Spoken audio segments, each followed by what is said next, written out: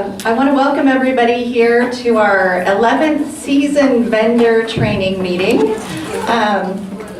We are so excited and grateful to have all of you here. I want to thank a few special people and introduce our guests, but in just a moment I'm going to have you all introduce yourselves as well, so be prepared for that. But I'd like our board members to stand up. And Jeannie, you're included in that today. So if I could please have our board members stand up. We are staffed by a 9-person all-volunteer board, except for our market manager, the wonderful Brenda, who is also on that board. But look around you, and these are the folks that you can come to with your questions and concerns. Matt, I think we'll start with you real quick. If you just say your name and what's your involvement with the market, please. Matt Tennell. I am the vice president of the board. And he also has Triple H Farms. That'd be you. Thanks, Bill. Benita Riley. I'm with Back Yonder Farms and then part of the board. I'm Bill Garrett. I'm with Eiffel Acres. This is our 3rd year with the market. I'm a sergeant at arms, so I'm here to try to keep everybody in order. It's a challenge. Gets pretty rowdy. Oh, I guess I can go. I'm Anna Conroy. I am a member at large. Okay. Jeannie Schwartz. I'm an ex-vendor, so currently I would be a member at large just to help it out. I'm Jeannie Lowell, and I'm just a member at large. Don't say it just like that, guys. Just. Right, I'm a member at large. Say it proudly. Right. I'm Beth Johnson. I'm a secretary of the board and a student member from the SFCC. All the beautiful things you see on our website, that's Beth right there. Thank you so much for all you do, Beth. Siska? I'm Francisca Malkin Murphy, and I'm a former vendor and president of the board right now. And I'm Brenda Race, and I'm on the board, and I'm the market manager. And I'm Beverly Rawlings, and Brenda and I founded the market together 11 years ago, and a lot of people in this room had something to do with that, so thank you. I would like to introduce Kirk Martin from the Pettis County Health Department. Kirk, we're not going to have you speak just yet, but I was just bragging on you today. I had to present about the farmers market at the Rotary Club, and they said, I saw that you have a vendor training meeting. Why do your vendors have to be trained? And I said, because we want to treat our customers right. And I said, we are very lucky to have a proactive and kind health department that helps us spot problems before they occur. So thank you, Kirk, for coming for training each year, and then also coming by the market and helping us identify potential spots that we need to work on. So we're very grateful. Kirk and his crew are just great to work with. So don't be afraid of him. Always ask questions. There's no such thing as a stupid question, right, Kirk? Yeah, that's right. That's right. Especially Okay. in this group. Well, I mean, I get fried a lot in this group. Yeah, you get some really good questions. I have We to do do. my homework once in a while. We don't like you to be bored. That's true. I agree We with you. like to keep it stirred up. And then we also have Danielle Reddick, who I believe is she available to keep her head out there? Wait. This is Danielle. She's from the Missouri Department of Agriculture Division of Weights and Measures. And if you didn't get your scales certified this evening or your egg license, then Danielle does come by the market too. So, but tonight is obviously the most convenient time to get that done. So we're going to be hearing from both of them here in just a little bit. I'd like to go around the room and ask our vendors to introduce themselves, vendors and potential vendors. Hi, Mandy. To introduce themselves. And please just state your names, your business name if you have one. It's okay if you don't have one. And what it is that you produce. So Scott and Lisa, we'll start with you. I'm Lisa Dover. This is my husband, Scott. We have Table of Fire Catering, and at the market, we're going to bring our wood-fired pizza. And the winter market, we've been selling salsa and ranch, so we'll see if we're going to sell some more ranch during the summertime. I'm Kat Clark with Restoration Farms. Do microgreens, and in the summertime I'll be doing mixed greens, goat's milk soaps, coffee, and whatever else will come up out of it. Charles Clark, the growing chef at Restoration Farm. I do shoots of microgreens. I've got cauliflower, 4 different colors. Hopefully, I'll have color. And do lettuce. Charles was our chef at the Farm to Fork dinner last fall, so I don't know if the vendors from last year know how much blood, sweat, and tears he put into that. But thank you so much again, Charles. You were amazing. Okay, ma'am? Marla and Minnie. Marla first. I'm Marla Stepich, Flowers and Friends. I make sock dolls. I was going to say I make babies, but I make sock dolls and buddies. So. Amanda Martin, Honest Living, and I raise worms. Everybody get that? Worms. Worms. Worms. Steve Hunton, Silver Fox Products. I'm going to be doing knife sharpening. Right. We all need that. Okay. I'm Vicki Norton with Vicki's Pies, and I make pies. I'm Paula Walter with Culinary Provisions. I mainly market a line of cheese flavored crackers prepared with 5 major groups of wine, but also be featuring a rotating monthly menu of fresh baked items as well. Thank you, Paula. I'm Sarah Morgan, Morgan Farms. We have beef and pork products, and we have the old Schwanstruck that everybody sees. And then this is Andrea, and she's hopefully gonna help me get some vegetables done, maybe. So. I am Ellen Carmen, and this is my husband Eugene. And I do make some pies and other baked goods and a variety of vegetables. In the fall, we have lots and lots of mountains. I'm Gomula Shinata. I'm from Sweet Delights Bakery, and I do baked goods.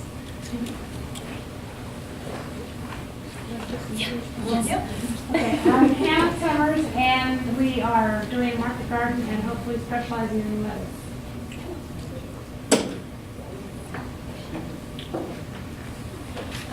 I'm Megan Miller. This is my husband Eric, and we have cattle and hay here on a local farm, and we're just exploring more possibilities of doing a market garden, so mainly here to learn this evening. Winter corn, Sleepy Hill Ranch, produce, native lettuce, beans,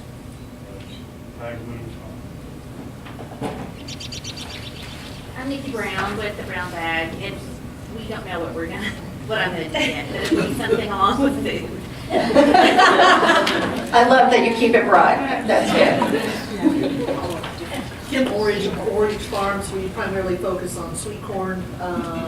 Hopefully this fall, where I'll be a little bit more available, perhaps some apples as well. I'm Kent Salford with Kent's Town Gardens, and I do various produce.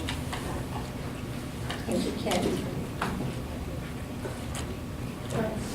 Bonita, I want to start back along with you. Benita Riley with Back Yonder Farms. We do pasture raised pork and chicken, eggs. We have shiitake mushrooms, oyster mushrooms, and we're kicking up on the produce a little more this year. So, and we also do some baked goods, cookies mostly. So you'll see a variety of people with me who knows who in the family comes. So. Whoever's well that day and not walking on crutches, right? Bonita? Yeah, Yes. pretty much. All right, I'm Bill Garrett, Eiffel Acres. We do pasture-raised chicken, eggs, and we also do fresh flower bouquets and arrangements for various ceremonies and weddings and such.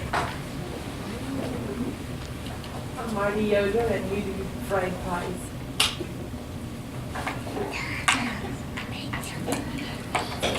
I do from Peachtree Farm, and we sell peaches. This is my husband, Bruce.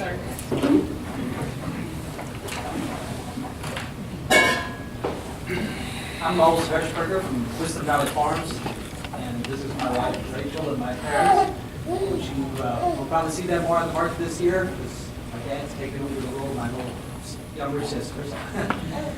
And we do vegetables, greens, and eggs, and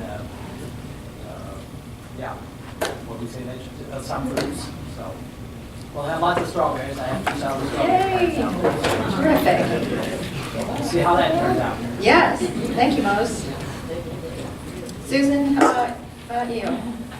I'm Susan Bancroft. We have Cloud 9 A to Z, which is apple butter zucchini bread.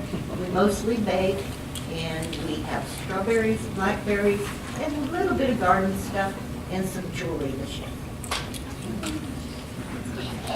Nikki and Lori Sarton, Dance and Parties. Thank you, Lori. My name is Nancy Mendes, and my husband is Mendes, and we sell blusas and tabacs. Tina Myers, and I make soap. And more than just soap, yeah. Sue and Joe from the Center Farm sell some vegetables and fruit and food service, vegetables. Thank you, Joe and Sue. Anybody else? Can we do Matt? Matt? Yeah.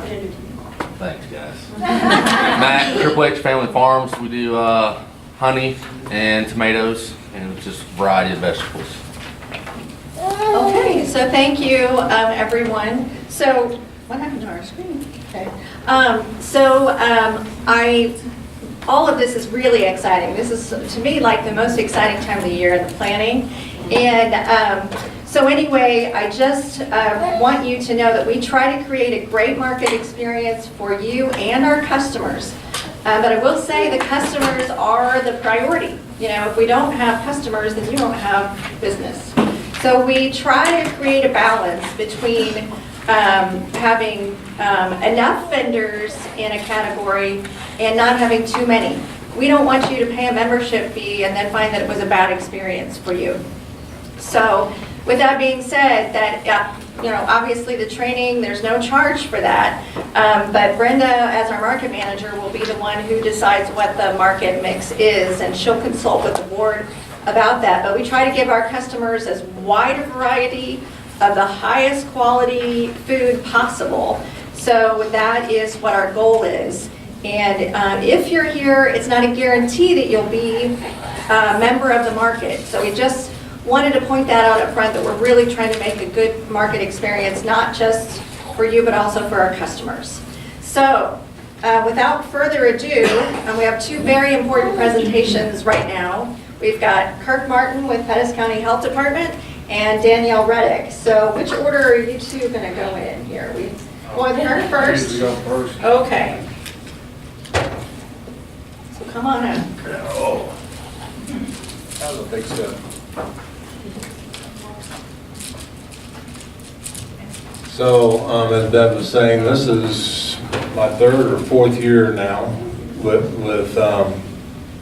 helping out with the farmers market from the Department of Health here today of Pettis County.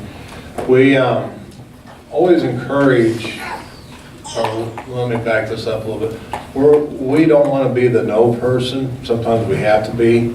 We work very hard to try to find a way for people to do what they call up and their inventive ideas or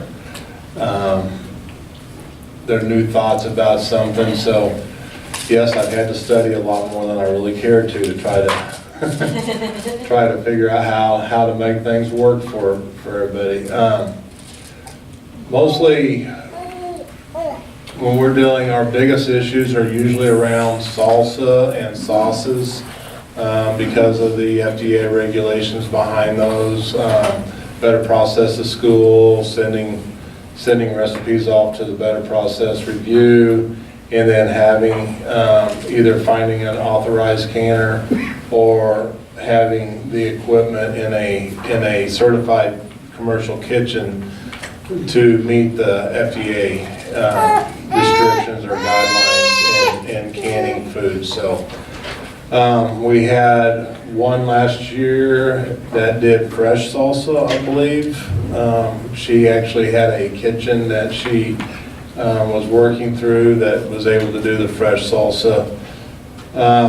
So when you're doing things like salsa and even jams and jellies and you're sampling them, remember we want those to be individual samples, a little bit in a cup with a chip or a cracker or something.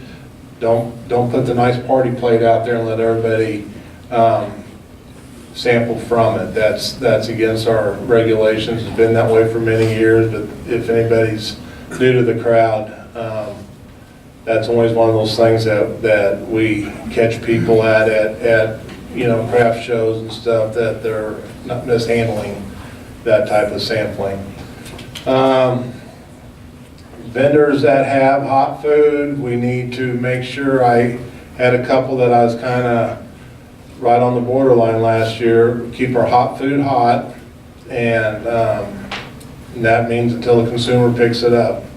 So all hot food has to be held at 135 degrees or hotter. So that's those of you that are cooking elsewhere and transporting it through proper totes, you need to make sure that you're able to keep your food at 135 degrees or hotter until the consumer picks it up.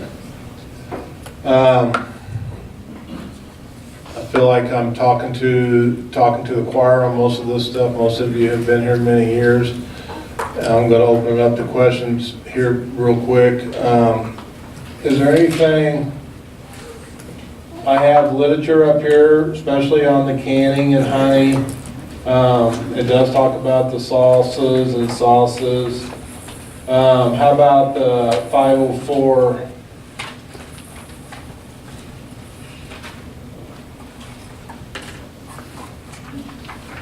Our Senate Bill 525, otherwise known as the cottage law. There's a couple things I was wanting to make sure that we pull out.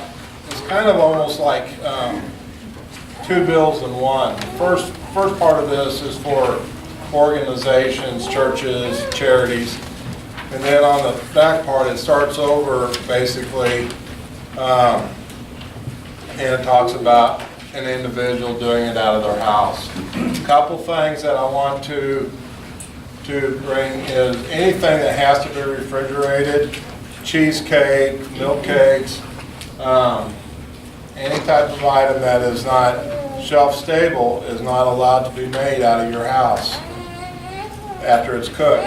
The other thing is you cannot, now this is where the farmer's market gives you the exception, but outside of the farmer's market, you cannot be selling it on the internet. You can't be setting up in other parking lots and selling it. It's to be sold from your house to the consumer. They're supposed to come to you and get it, in other words. So those are a couple things that I don't think people have been catching on this ruling. That's one of the things that this farmer's market as an organization kind of gives you that loophole or umbrella to allow you to sell out to the consumer away from your house. So I have copies of this. I also have a copy, and not very many. I need to get some more, anybody that wants them. Those of you that are interested in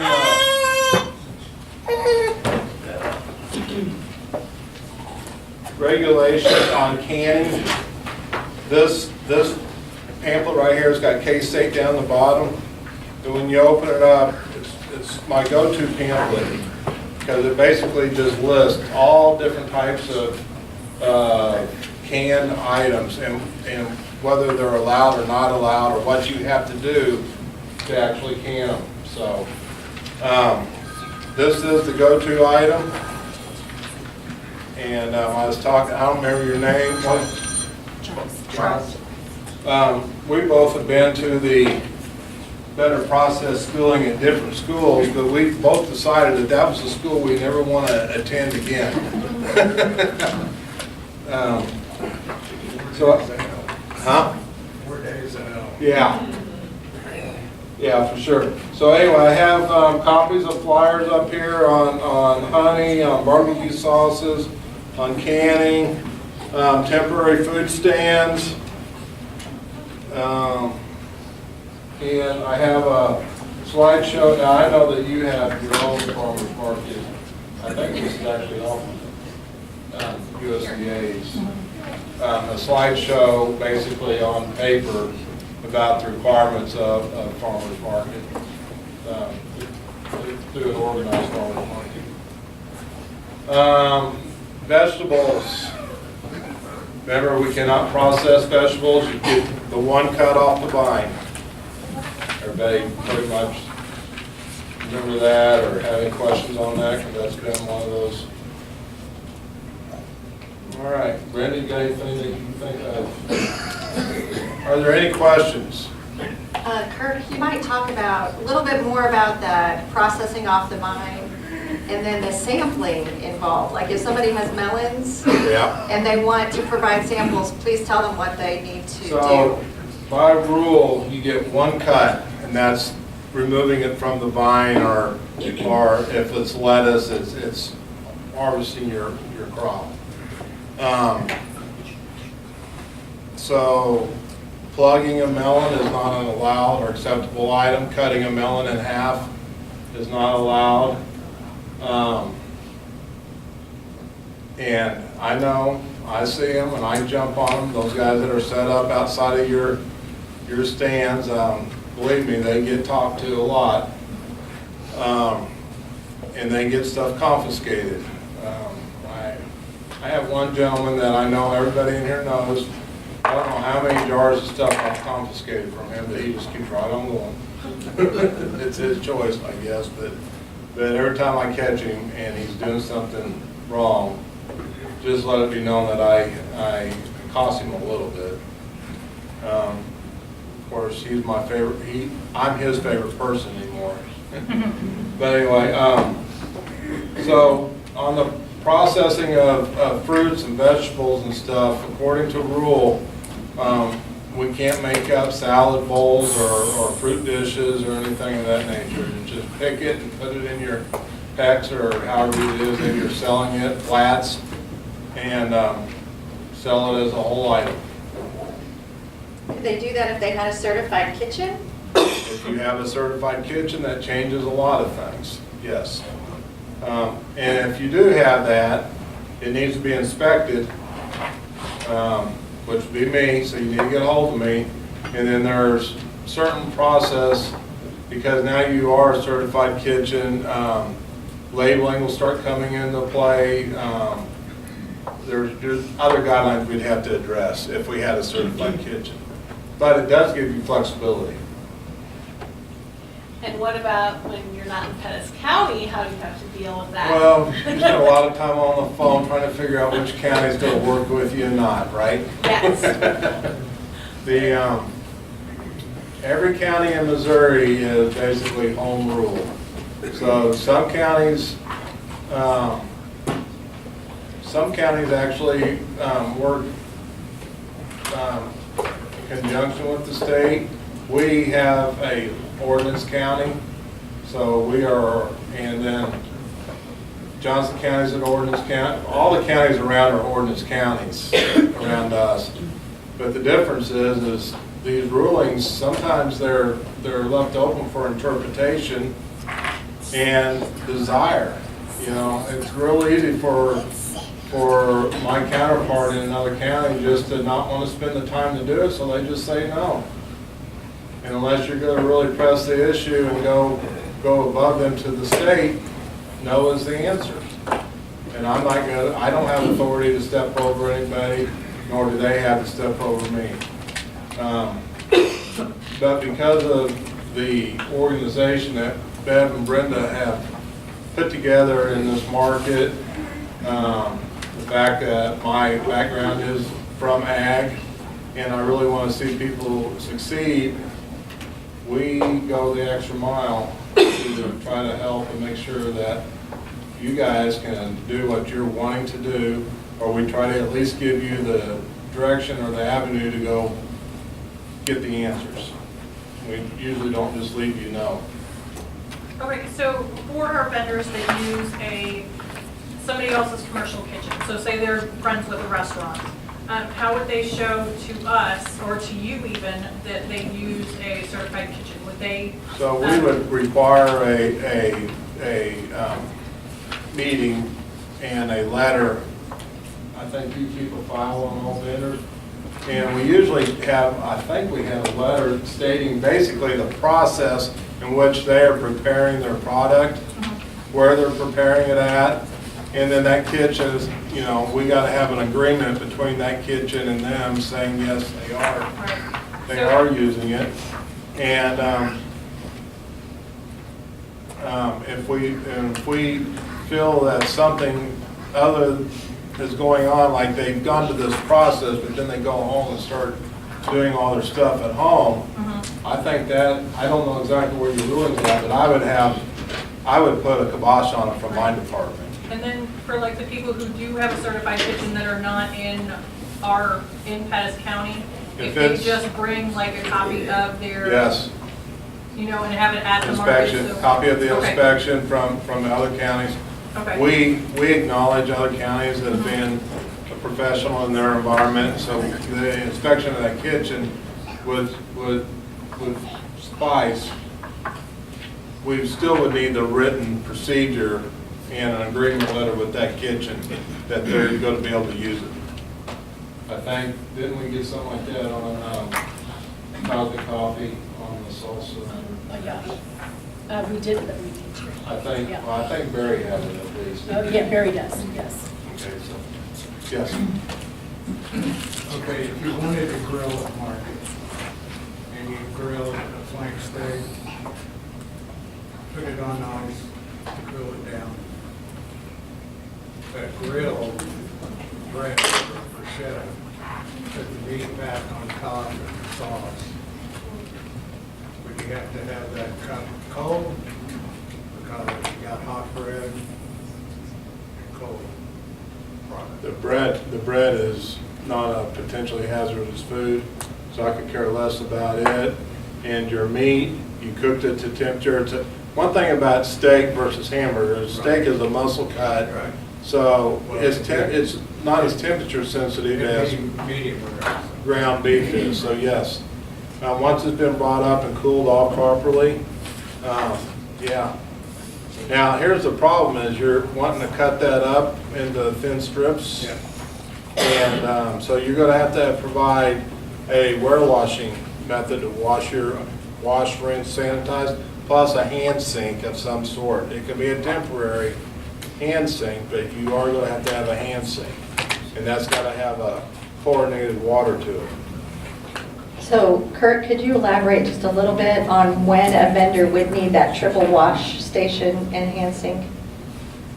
Really, anytime that you are doing a food service where you're preparing or cooking something, I think we have wontons, right? And you guys have a wash station when you show up? Yeah. And then you have a wash station when you're, so anybody that is serving something that has been prepared in a restaurant style manner, or that you're preparing a food, then we need to, and technically when you're grilling, like if you're grilling there, it needs to be screened in. Really? Yeah. Technically. How fine does the screen have Well, to let's be? put it this way: if you were at a street event, it would be screened in. Okay, I try to, at least when I inspect them, they're screened in. Now, I've come back and seen otherwise after I've inspected them, but we started out the right way. My biggest thing to tell you guys is, if you want to know what's right or wrong, is think about what you see at the fair. State inspects the fair, and so like your kettle corn, they're usually